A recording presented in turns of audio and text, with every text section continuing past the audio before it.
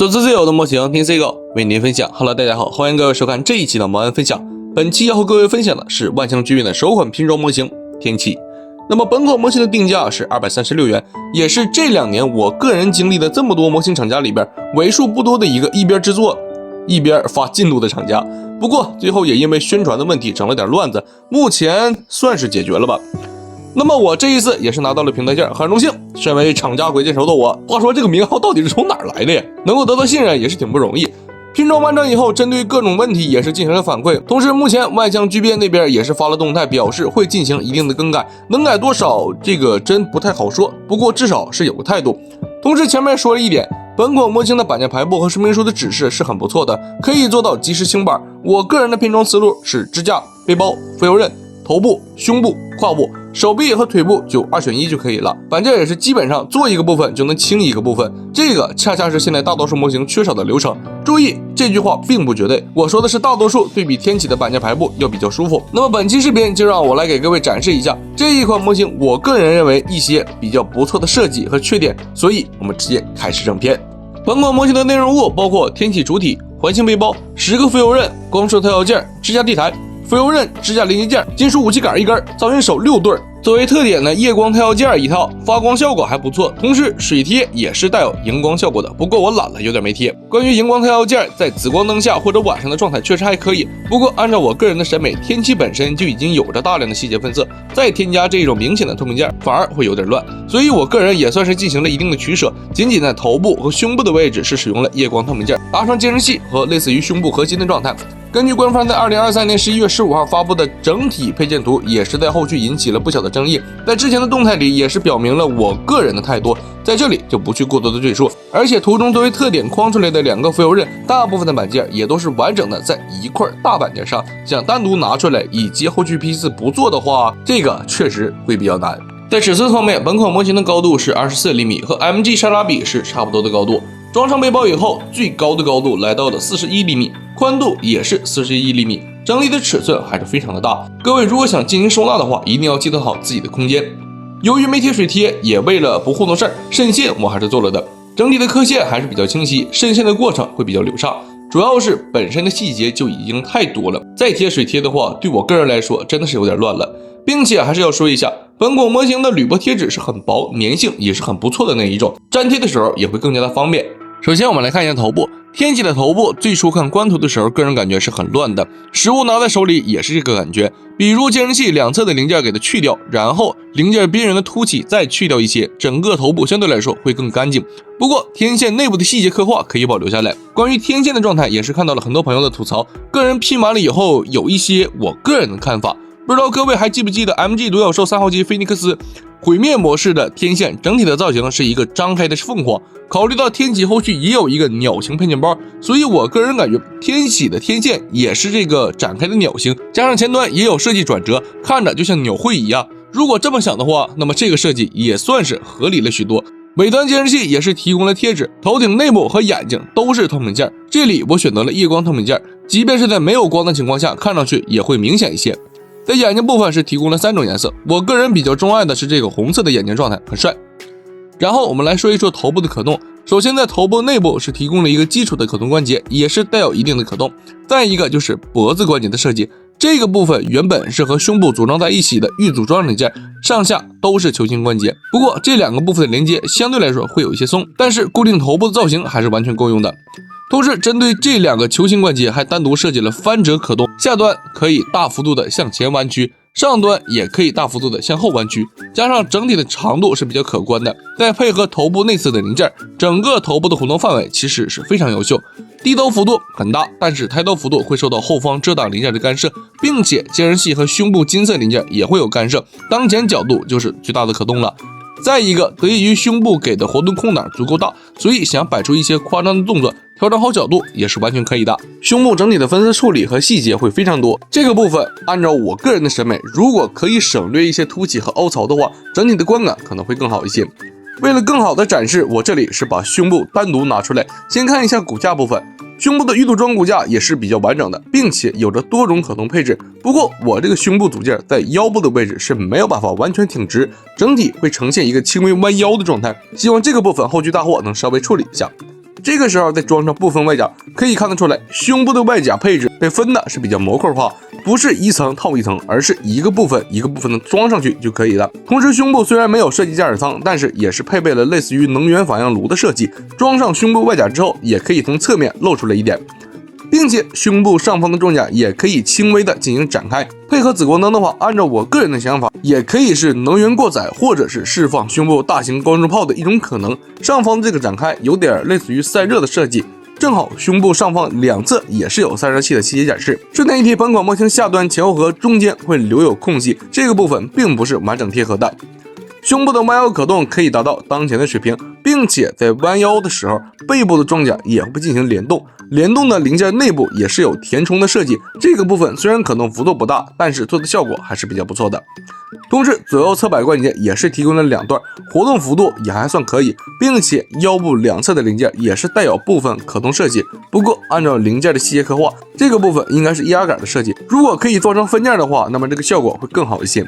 同时，在胸部活动的过程中，前后这个红色零件会被撑开，需要加固。胸部和胯部是柱形卡榫连接，基础的平转可动，稳定性是没有任何问题的。肩甲的部分，我个人认为这个部分没有什么太大的问题，棱角和细节其实相对来说都还可以，主要是上方加上这个推进器的部分凸起会比较多，舍弃一些就可以了。再一个就是推进器下端的这个白色分件安装的是比较突兀的，毕竟往常我们见的比较多的都是这种类似于分开的设计。这个白色零件如果是作为上臂的一个零件，能不能活动其实都好说，主要是这个部分的造型会更好一些，并且在肩甲抬起的时候，中间的空档也不会这么大，而且天启手臂这里还真有一个孔位，可以看得出来这个部分是用来安装卡扣的。所以说，既然都设计出了这个零件，为啥还要安装到推进器下端这么别扭的地方？说到抬起活动，肩甲的抬起可动根部会松一些，大货需要更改。另外，在肩甲部分也是配置了展开可动，首先拨动上方的零件进行解锁，然后拉拽推进器就可以露出绿色透明件了，并且喷口的部分也会有联动展开效果。但是这个部分推回去的时候会有一些别手，需要调整一下。手臂部分相对来说就没有什么比较独特的设计，不过针对于铁骨架的部分倒是提供了螺丝，可以自行调整提升稳定性。小臂后方的装甲也是配备了展开机构，直接向外拉拽就可以了，但是展开幅度会比较小，并且白色零件安装稳定性也会比较一般，加上滑槽相对来说会有一些紧，很难给它拉出来。手腕部分提供了单独的球形关节可动，并且藏云手的球形关节和这个部分都是泡沫件，正常握持武器没啥问题，但是握持本款模型最重的长枪，藏云手的球形关节会有一些吃力。手腕和手臂还可以，毕竟这个实心的金属杆确实有分量，沉甸甸的。同时这里说一下，手腕装甲这个零件左右盒会比较松，需要加固。那么天启的这个护甲是通过了柱形卡榫进行连接，并且这个部分也是带有一点翻折可动，活动范围没有问题，就是这个护甲做的有点太厚了，而且尺寸会有些大，做小一点可能会更好。同时护甲内侧也是安装了光束键的键边，这个部分也有轻微的翻折可动，这样的话就可以直接拔出来，安装特效件握持在手上进行使用，特效件的尺寸也不小。同时这里我认为是这么设计的，为了方便弹出握持或者是抽拉握持，需要旋转护甲，然后拔出键柄进行使用，这样反而就合理了很多。同时这里我也有一个疑问，手臂护甲这个中间为什么会有一个孔位，没有提供额外的东西，好像是用来安装后续配件包的盾牌的。翻云手是提供了6对，分别是加固的握拳手型，但是这个握拳手型动态会很怪，和早期的 RG 高达这种翻云手是差不太多的，感觉没有力量。同时大拇指根部和是球形关节带有一点轻微可动，握持手型是提供了1对，并且是斜握手型，手腕的根部也是提供了直的和斜的2种状态，可以进行选择替换，并且手型内部也是有固定卡榫，固定武器没有问题。另外4个张开手型怎么说呢，有一点意义不明，这个垂下去的手型还好，那么这个全部张开像爪子一样的手型，还有这个开掌手型，真要说摆出指挥佛炮的状态，个人感觉也不是太对。我认为我这个角度可能相对来说会好不少。除此之外，还有一个剑指翻云手，和主体的风格完全不搭配呀喂。除此之外，配合胸部的引出关节，肩部的可动设计还是比较可以的，并且玉组装骨架当前的紧实度也没有任何的问题，把玩手感会比较舒服。手肘的可动会比较常规，相对来说这个部分的紧实度要松一些，不过也并不影响整体的把玩效果。手腕是采用了2个球形关节，可动方向也会自由一点，并且藏云手的根部也是设计了一对可动设计，整个手臂在后续摆动作的状态下还是比较可以的。胯部的前裙甲和裆部的三元设计也会很乱，但是侧裙甲和后裙甲我反而感觉还好。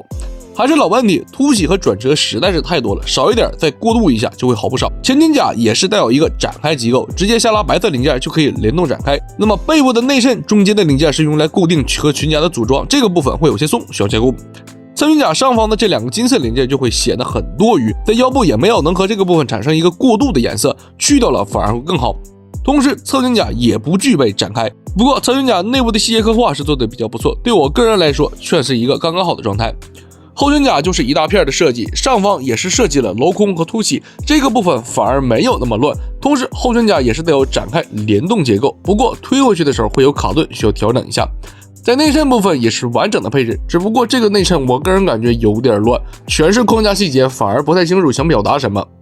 然后我们再来说一说裆部的可动设计，还是非常的优秀。首先就是前裙甲的是通过了球形关节进行连接，本身就具备不错的可动，根部也是提供了泡沫件的连接件，也能提供一段平转可动。不过这个手感会有些生涩，建议摁住根部再进行活动。侧裙甲和前裙甲的球形关节会有些区别，上面是没有了豁口，不过这个部分的太极可动也没有受到影响。同时侧裙甲的根部会有一个关节组，为整个后裙甲提供了一个非常大的活动范围。同时这两个部分的设计也为腿部提供了非常大的活动空间。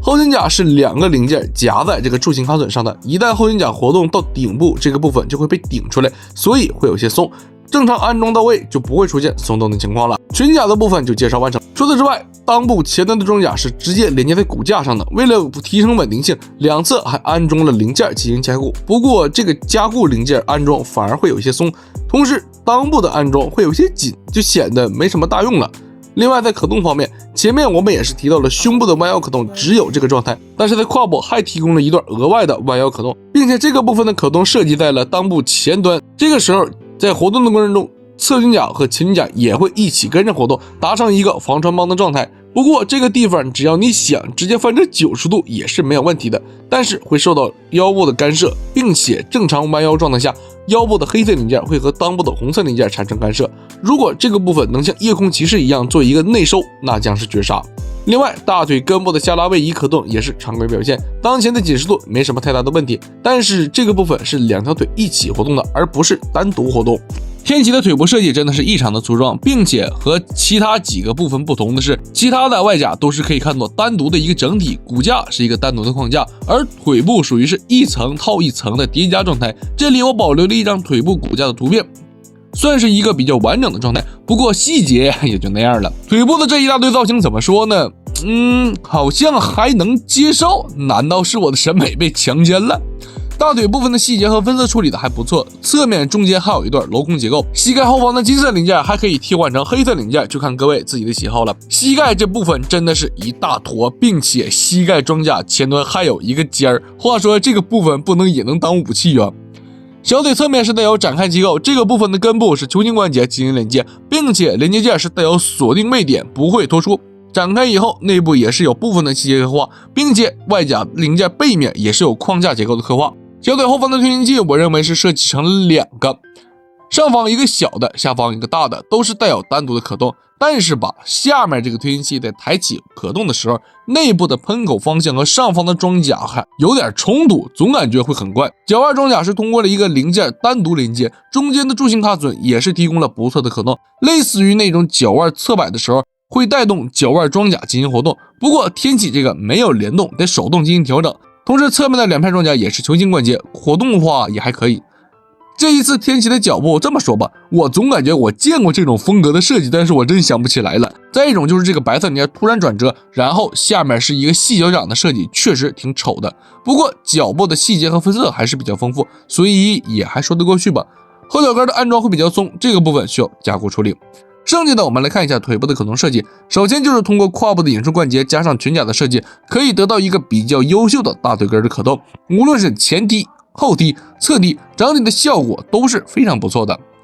除此之外，在大腿的根部还有一个向内的侧摆可动，这个部分也是有防穿帮的细节填充。有了这个关节的加持，在部分角度的腿部动作也会比较合理。最主要的还是类似于天人下凡的动作，或者是骑马的动作。剩下的就是大腿平转的技术可动了，这个部分的安装会非常紧，需要用力。膝盖活动我们一段一段来看。首先是上半部分，在活动的过程中，前端装甲会有一个联动效果，但是这个部分的表现并不是特别好，最后会留下很大的空洞，没有填充。那么再进行活动，膝盖前端的装甲、膝盖骨架、膝盖后方推进器都会产生联动和让位的效果，并且这个部分的过程是比较顺畅的。膝盖活动到最大范围的时候，中间也是有填充零件，并不会太空洞。但是直接活动的话，会和下方的推进器顶在一起，这个部分的让位并不是特别流畅，建议先抬起一点再进行活动，才能将腿部活动到最大的限度。同时这个零件不具备联动，需要手动给它推回去。除此之外，在小腿的后方，也就是脚腕活动的部分，内部的装甲也是带有一定的联动效果。同时脚腕的前踢和后踢可动幅度相对来说也会比较一般。除了根部的这个活动关节之外，脚腕的部分还有一个可动关节，这个部分也算是两段关节组吧，不过脚部装甲和骨架的干涉会比较大，这个部分效果会很一般。侧摆的关节设计也是常见的斜切结构，可动幅度会比较大，配合腿部可动已经接近了1字马。正常来说，脚掌的部分前后是有一个联动设计，但是后脚掌的零件安装会比较松，内部零件安装还有一些紧，导致这个部分的联动效果很一般。除此之外，前脚掌也有一点点的分段和抬起可动，效果也挺一般的。同时在脚掌活动的时候，左右合的零件也会撑盖，需要加固。综合来说，主体部分还算是比较优秀的，最主要的就是可动和联动的设计能看得出来，虽然有瑕疵，但是整体设计会比较用心并且合理，把玩的时候也会比较舒服。剩下的就是背包和武器配件的部分了。基础背包就是这个比较小的带推进器的状态，并且推进器也是带有一定的可动。背包和主体是靠着一个比较长的方形卡榫进行连接，虽然内部并不是实心的，但是在根部是做了直角加强结构，保证安装以后的稳定性。另外一个背包组件就是这个机械轮，可以说这个组件我个人是非常的喜欢，虽然分件做的是比较多也比较碎，但是最后呈现的这个效果会很棒，机械感也会很强，尤其是这个推进器的部分以及周围的滑轨设计。机械轮是通过3个中型卡榫安装在背包上的，稳定性没有任何问题。剩下的就是机械轮的可动，中间的4个机械臂都是采用了多段可动关节组进行安装，在组合状态下，整个机械轮也可以通过这一些关节组调整位置，无论是向内、向外还是上下左右活动都会比较自由，并且这个时候也可以看到小背包中间也有一个可动关节，内部也是有着填充零件，整体的效果会很不错。同时机械臂和背包的连接都是通过了滑槽，所以当前状态下也可以通过滑槽调整自己喜欢的位置，但是在这个过程中，机械臂的左右合容易松脱，如果这个地方再紧一些会更好。除了完整的机械轮样式，还可以拆分成4个部分，并且每一个部分都是可以单独活动，主要是通过根部的机械臂进行活动。不过这个部分最大的问题就是关节不够紧实，比较松，在不安装浮游刃的状态下摆动作还说得过去，一旦是安装了浮游刃，这几个机械组是完全撑不住的。这个部分官方的计划是后续增加紧实度，当前各位看看可动角度就可以了。同时这里再说一下，这几个部分的组合设计比较有意思，是通过收纳在一侧的卡扣进行固定，这个卡扣的收纳也是恰到好评。那么把这个卡扣怼进去的时候呢，是提供了一个辅助零件，但是我个人更喜欢用其他的东西给它怼一下就可以了，听到咔的一声就可以固定好了，设计还是比较不错的。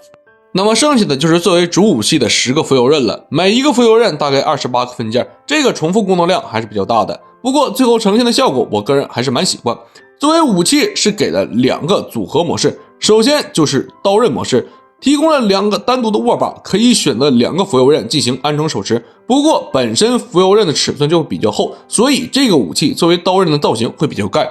而且握把没有提供收纳样式，这个就比较可惜了。另外一个就是长枪模式，直接连接在金属杆两侧就可以了，并且金属杆上方也是提供了孔位辅助握持。但是这2个组合模式都有一个共同的问题，就是浮游刃的连接会比较松，再一个就是卡榫和浮游刃的孔位不是完全匹配的，会有虚位，导致不是特别直，希望后续大货这个问题会有改进。另外浮游刃本身也具备展开样式，可以展开的部分也不少，并且最后呈现的效果也算是一个比较不错的状态，内部的细节刻画也比较清晰，但是浮游刃的内部细节会肉一些，两侧金色零件的固定效果也会比较一般，需要加固。除了上面说的2个武器的搭载方式，还可以通过额外的连接件安装在背包的滑槽上，安装的位置有2种，首先第一个就是保留绿色透明件，直接将浮游刃安装在这个卡榫上的状态，当前形态为固定搭载样式，并不具备可动。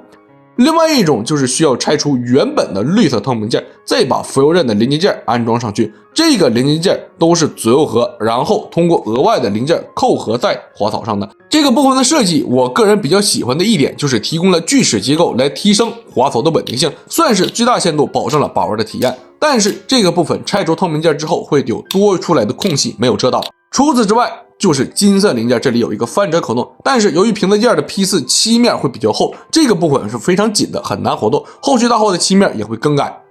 这个部分的可动也可以看到是类似于传说高达龙骑兵那样的攻击方式。浮游刃安装上去之后，最后呈现的效果还是可以的，但是这个时候涉及到的问题就是瓶子件卡榫会比较松，需要加固，大货会改，不知道能改成什么样。当前还有一个问题，金色零件偏紧加上卡榫比较细，一定要摁住根部进行活动，避免造成零件断裂。浮游刃前端的零件也可以单独拆除，这个时候更像是浮游炮的状态，但是套件内部并没有提供前端刃口的支架，所以展示不出来。另外，想要拆除的话，这个部分的手感是偏紧的，需要修装。最后的配件还有一个支架地台，地台整体的细节刻画会非常多，简单补一些色会有一个比较不错的效果。关于支架杆的部分也是常规的配置，拉伸可动以及调整方向，这些也都是比较常见的了。另外，本款支架在中间的位置还提供了一个零件收纳仓。老实说，这个设计是很好的，很用心，但是实用性不是太行，甚至无法收纳所有造型手。这个空间给的还是有点小了，更不用说收纳这两个剑柄和光束调小件了。而且这个部分还给了明信片，但是安插明信片以后，细节都会被遮挡。这个时候收纳仓也会被遮挡，这个设计老实说不如设计成抽拉样式，实用性会更好一些。除此之外，地台还提供了和其他地台合并的连接件，估计是为了后续配件包的准备。另外，支架连接件是提供了两个，一个是泡沫件，另外一个是板件上的这个零件。这两个部分都是通过了卡扣和裆部的零件进行连接。怎么说呢？裆部的这个是合金件，这两个零件插上去的稳定性都比较一般，不是太牢固，摆一些俯冲的动作就很容易掉下来了。我这个背包连接件就是这么断的，希望可以加固一下。那么到此为止，本款万象具备天启就已经全部的介绍完成了。先说一下我的评价，算是一款诚意比较足，但是有小瑕疵的产品。当前的这些评价是抛开外观的。毕竟萝卜青菜各有所爱，外观我也不喜欢，但是我不喜欢不代表其他人不喜欢，所以各位也没有必要针对于外观而吵架。除此之外，提到这一款模型的各种设计，我相信看完视频的朋友应该也有了自己的答案。我认为比较是有诚意的，也确实是有着自己的设计想法，很多地方也算是面面俱到。剩下的部分就是需要大货去如何更改了。既然话都说出来了，或多或少也要改一下吧。这两天我也是在和其他玩家说天启的设计好的时候，有一部分朋友是这么回复我的：就背包软成那个样子，你收了多少钱还说得好，舔啥的？或者说就外观丑成那样的你还说得好，又卡了多少？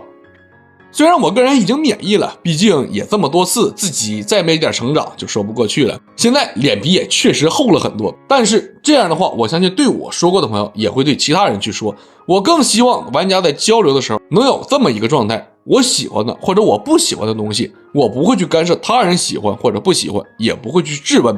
还有讨论一款模型的素质表现，我更希望能够全面一些。当然了，这也是我个人最理想化的一个状态。虽然这么说，但是有的时候我也做不到，所以我也想的是，我们一起去向着这个比较理想化的状态去进步。本期的视频针对组合度也是做了一点修改建议，但是考虑到问题都反馈上去了，那么大货的部分估计会和平衡件还是有些差距，所以这个环节我暂时先不做。那么以上就是本期的视频全部内容了。如果各位对我的视频感兴趣的话，记得点赞关注支持一下，我们下期不见不散，拜拜。